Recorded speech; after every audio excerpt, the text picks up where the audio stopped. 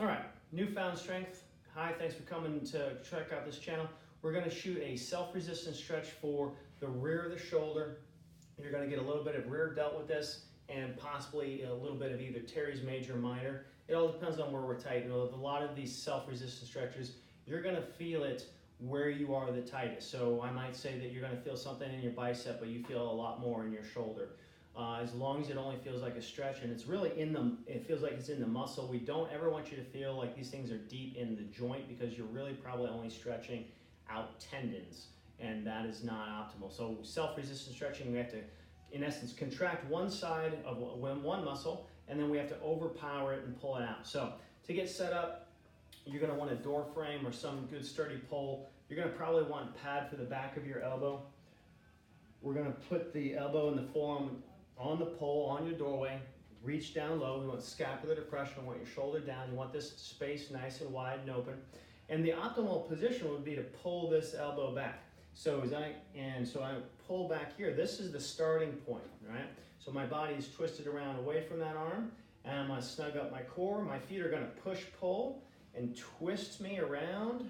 And it's gonna bring the arm out. Affectionately call this chicken wing stretch, and there's a forward one. And so I'm bringing this arm around me, and I'm getting a light stretch, more right now teres major minor, not the rear delt. The higher up we bring the arm, we would do several reps, maybe up to 12, as long as you feel like you're getting a nice stretch. And because if you bring up your arm too soon, you're gonna wind up coming into a lot of shoulder hike tension. The shoulder's gonna crank forward. So you have to be able to keep yourself in some good posture. And we don't want to see you side bending. So if you could set yourself up with a mirror, that would be great to check your posture.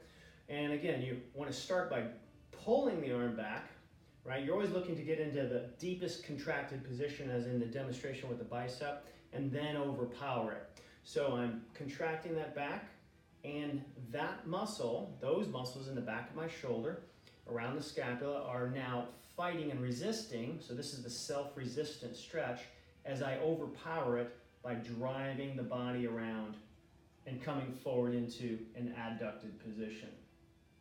Okay, and again, use some padding, a towel, to pad the elbow. If the elbow is feeling tender, you're not going to want to put forces into that, and you won't be able to get a good stretch. Newfound strength, fitness and nutrition, self-resistant stretching.